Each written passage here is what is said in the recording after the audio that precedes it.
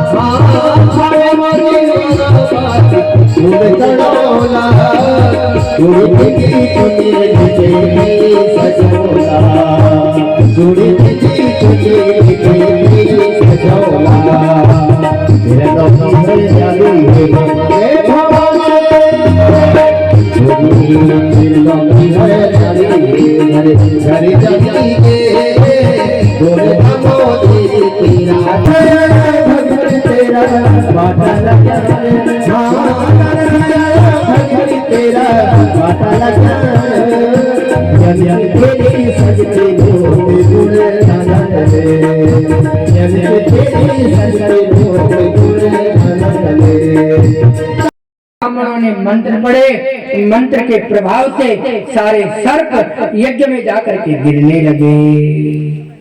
देवाधीनम जगत सर्वा मंत्राधीनम च देवता ते मंत्र ब्राह्मणाधीनम तस्मात् ब्राह्मण देवता। ये जो संसार है माताओं, ये किसके अधीन है? देवताओं के। और देवता किसके अधीन है? मंत्रों के। और मंत्र जो है ब्राह्मणों के अधीन है, इसलिए मंत्रों के वशीभूत होकर के सारे सर्प यज्ञ में स्वाहा होने लगे। जन्मेजय के मन को संतोष नहीं हुआ। आस्तिक मुनि ने यज्ञ रुकवाया। तब व्यास जी ने देवी भागवत की कथा सुनाई तो जन्मेजय ने पूछा आस्तिक किसका पुत्र था? तब व्यास जी ने भगवती का ध्यान किया और माँ भगवती का गुणगान करने लगे। बोले जगदम्बा मैया की बोले सांची दरबार की हर हर महादेव। तो जन्मेजय ने पूछा आस्तिक किसका पुत्र था?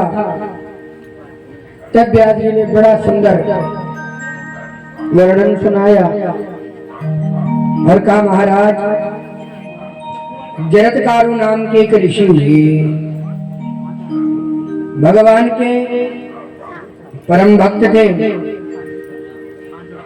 और खूब भगवान की सेवा करते। भगवान माँ भगवती का ध्यान करते। उन्होंने विवाह नहीं किया। किसने? जरत्कारु ऋषि ने। एक दिन वृक्ष में उल्टे लटके हुए अपने पितरों को देखा तो उन पूर्वजों को जरत्कारु ने कहा,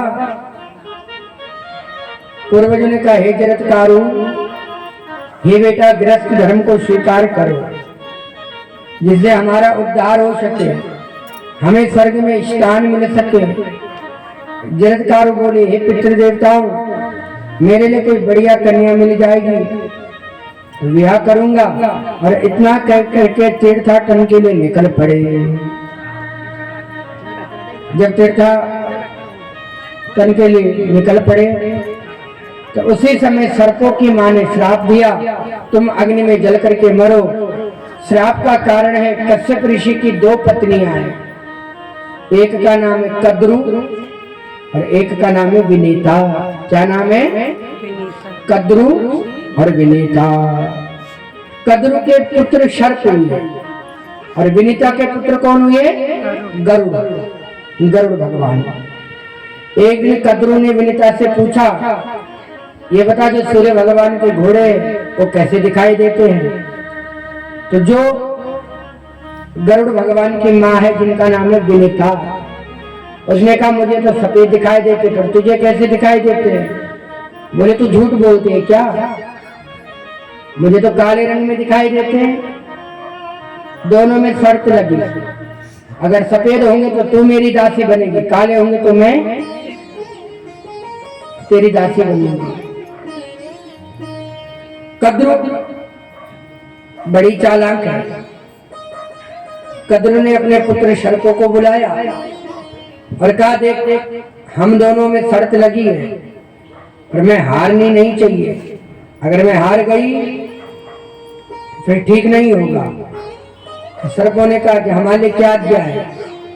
तो कद्रु ने कहा ऐसा काम करो जो सूर्य भगवान के घोड़े हैं, जैसे ही प्रातः काल होगा उनसे लिपट जाना और जब मैं विनीता को दिखाऊंगी तो काले रंग के दिखाई देने चाहिए। सर्पों ने कहा ठीक है मां। सर्प सुबह निकल पड़े और निकल करके सूर्य भगवान के घोड़ों से सारे सर्प लिपट गए। अब जैसे ही सूर्य उदय हुआ, आज कद्रु ने विनीता को बुलाया और कहा देख बहन, तूने कहा था कि सूर्य के घोड़े सफेद हैं, लेकिन काले दिखाई दे रहे कि नहीं? विनीता बोली है तो काले। बोले तो शर्त हार गई, अब तुझे मेरी दासी बनना पड़ेगा, जैसा मैं कहूंगी वैसे ही करना, मेरे विपरीत कोई कार्य नहीं करेगी। विनीता चरणों में गिर पड़ी, शर्त हार गई, कद्रु की दासी बनना पड़ा। और जब कद्रु की दासी बनना पड़ा तो जैसा कद्रु कहती वैसे ही विनीता को करना पड़ता। गरुड़ भगवान को बड़ा दुख हुआ और अपनी मां से कहा हे मां, मैं तुझे कैसे मुक्त करूं? मैं नहीं चाहता मेरी मां किसी की दासी बनकर के काम करे, मैं नहीं चाहता मेरी मां किसी के नौकरानी बनकर के काम करे। हे मां, पुत्र वही है जो माता पिता के वचनों का पालन करे। दुखी तासित तोवा दिग जीवितम चारुलोचने किम जाते न सुते नाथ यदि माता सुदुखिता। ये माँ, यदि पुत्र कह रहे तो ये माँ बाप दर दर की ठोकरे खा रहे हैं तो ऐसा पुत्र का होना ही बेकार है। यदि पुत्र कह रहे तो ये माँ बाप दुखी है तो ऐसे संतान से होना तो निसंतान रहना ही भला है। मैं तेरे लिए क्या करूंगा, पुत्र के लिए ही। माँ और पिता सबसे बड़े भगवान है। गिरिजा में गिरिजा बसे मंदिर में भगवान, माँ के पैरों से चले हर आंगन भगवान, माँ के पैरों से चले हर आंगन भगवान। इसलिए माँ के पैरों से हर आंगन में भगवान चलता है। तो मैं क्या करूँ? तो विनीता बोली, बेटा मैं अपनी सोच की दासी बन गई, उसे अपने कंधे पर ढोना पड़ता है। गरुड़ जी बोले, माँ आप चिंता मत करो, मैं उसे अपनी पीठ पर बिठा करके ले जाया करूंगा और मैं दासी मुक्त कराऊंगा। गरुड़ भगवान कद्रू के पास गए और कहा, हे माँ, मेरी माँ का कोई अपराध नहीं है, मेरी माँ ने कोई इतना बड़ा असत्य भी नहीं बोला, वो तो तूने मेरी माँ के साथ चालाकी करी, बेवकूफ बना करके उसे ठग लिया। पर अब ये बता कि मेरी माँ श्राप से मुक्त कैसे हो, मैं अपनी माँ को इस बंधन से कैसे छुड़ाऊंगा?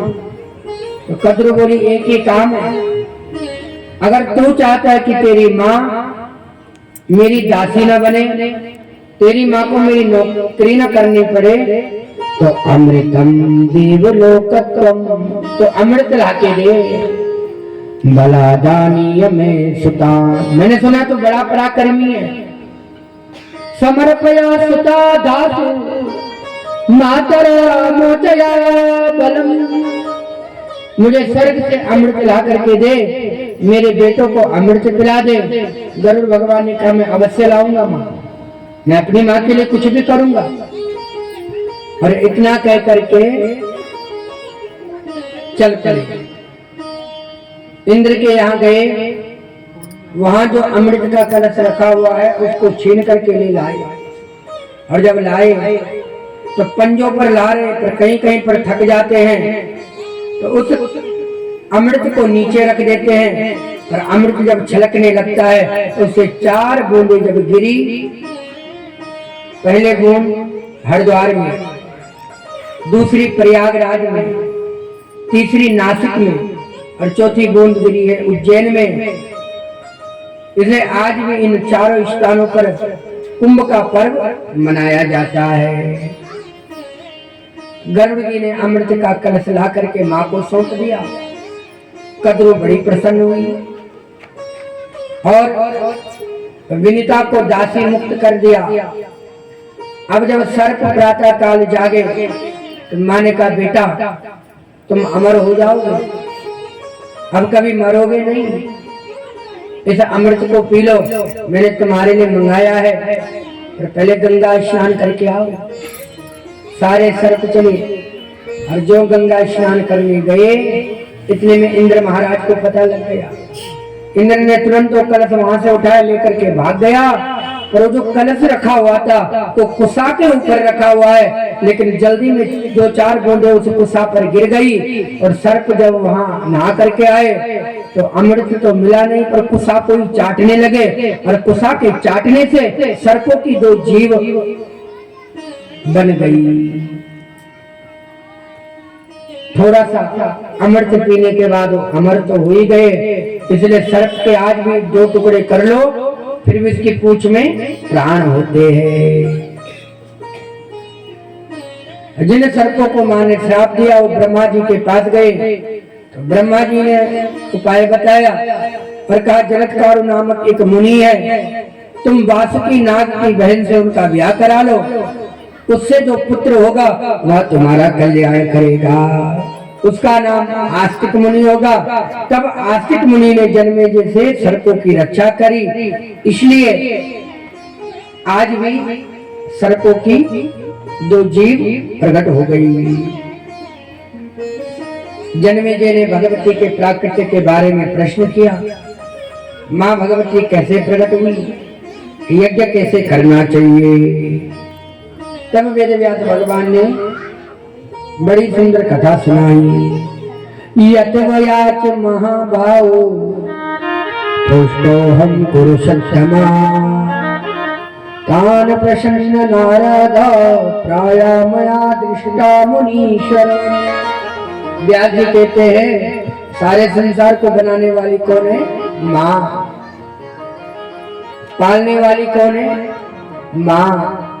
और मिटाने वाली कौन है? माँ। जब सृष्टि का पालन करना होता है तो ब्रह्मा के साथ ब्रह्माणी बन जाती है। जब पालन करना होता है तो नारायण की शक्ति लक्ष्मी बन जाती है। और जब संहार करना होता है तो शिव की शक्ति गौरी बन करके, काली बन करके अपने भक्तों की रक्षा मां करती है। जब प्रलय हुआ, चारों ओर जल ही जल था, स्थावर जंगम आदि सभी प्राणी नष्ट हो गए, सूर्य चंद्रमा तारा कुछ दिखाई नहीं दिए। तब कमल की कर्णिका पर बैठे हुए ब्रह्मा जी विचार करने लगे, मेरी उत्पत्ति कहाँ से हुई? कौन ऐसा परमात्मा है जिसने मुझे उत्पन्न किया? पृथ्वी तो दिखाई नहीं देती, फिर यह कमल किसके आधार पर टिका हुआ है? क्योंकि बिना आधार का कोई टिक नहीं सकता। तो ब्रह्मा जी कमल के तंतु से नीचे आने लगे, और जब कमल के तंतु से नीचे आने लगे तो कुछ भी नजर नहीं आया। कमल के ऊपर चले गए, कमल के फूल के ऊपर बैठे, चारों ओर जब देखने लगे तो चार मुख प्रकट हो गए।